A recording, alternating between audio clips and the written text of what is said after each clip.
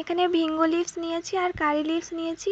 তো ভালো করে বেছে আমি কি বলবো ওয়াশ করে নিয়েছি, যাতে ভালো করে বেছেছি, বিকজ একটা হতে পোকামাকড় কোনো কিচ্ছু না থাকে। দেন আমি ভালো করে ওয়াশ করে নিয়েছি। এখানে ফার্স্টেই তোমাদের বলে দিই, তোমরা যে যার হেয়ার লেন্থ অনুযায়ী নিও। যেহেতু এখানে আমরা দুইজন ইউজ করব, তাই সব কিছুর পরিমাণ আমি বেশি করে নিয়েছি। আর আমি একবারে মিক্সি দিয়ে পেস্ট করতে পারিনি, আমার 2বার লেগেছে। তো আমি পেস্ট করে নিই, দেন তোমাদের সাথে কথা বলছি।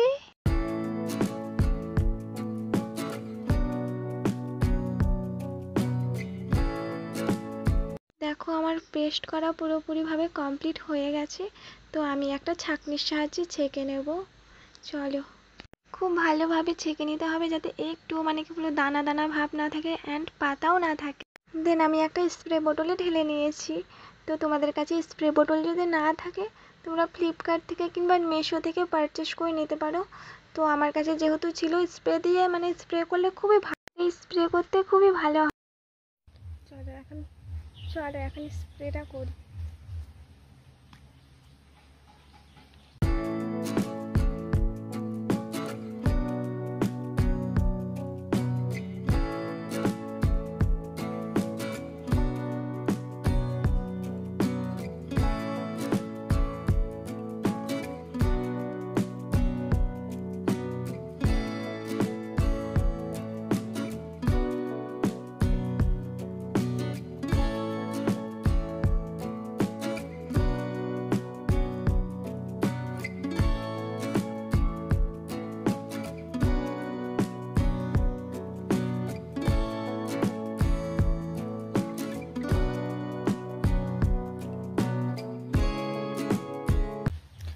পুরো মাথাটা স্প্রে করে নিই, দেন তোমাদের সাথে কথা বলছি।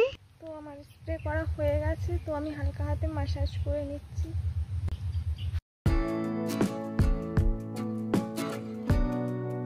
বান করে নিই।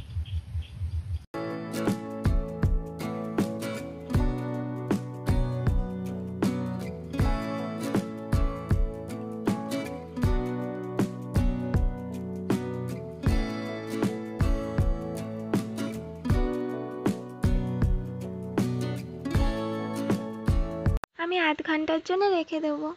দেন আমি হেয়ারটাকে ওয়াশ করে নেব।